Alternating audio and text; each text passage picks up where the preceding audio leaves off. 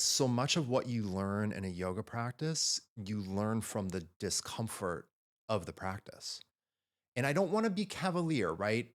Of course, you shouldn't be practicing in such a way that you're hurting yourself and that you're Right. getting local pain and so forth. But the reality is, a lot of the yoga practice has an amount of physical, mental, and emotional discomfort that arises. The last thing we're trying to do and the last thing we can do in this practice is escape. We are fully with all of our layers when we do our practice. And it's a couple of simple examples, right? Meditation. Seated meditation, even if it's just 5 or 10 minutes for someone that doesn't have much experience, is at minimum boring.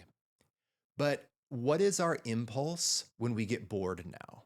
We just do something Do else, something right? else. The moment I get bored, I go to my phone and scroll. Hmm. The moment I get any feeling inside that I don't want, I can make it go away really quickly by Hmm. avoiding it. Hmm.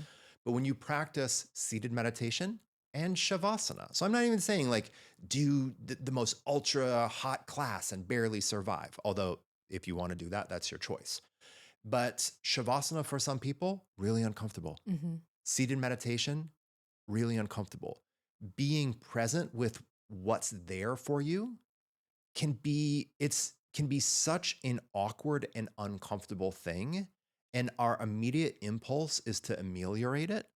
But when we train ourselves not to, Hmm. that we can just be there Hmm.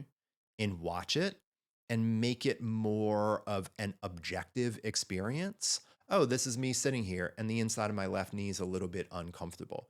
Oh, the right side of my back's a little bit uncomfortable. Wow, I'm getting bored. Wow, I'm getting irritated. But you can still sit with those things and watch them come and go. That's where we build so much robustness, so Hmm. much of that inner resilience, Hmm. right? And we also, of course, see it in dynamic practices. If you were to hold your most safe but thorough warrior two for 1 minute, that's really hard. Hmm. Every fiber of you during that minute, it's gonna be like, let's get out of here. My quads are burning.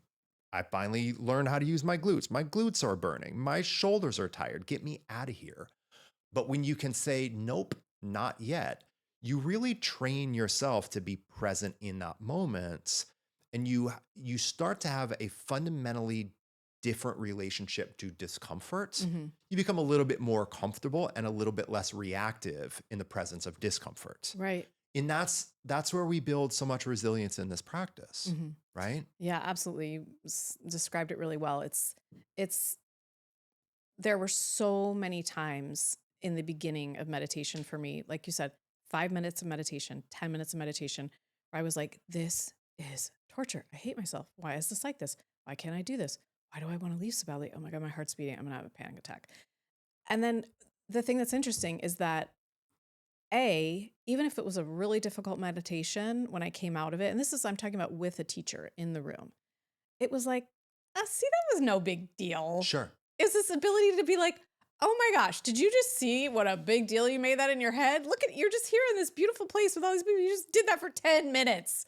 So was a very interesting element for me to learn. And then I think, like you said, I think about Iyengar yoga all the time with this. One of the reasons the holds are so long is not physical, it's to deal with your mental stuff. Yeah.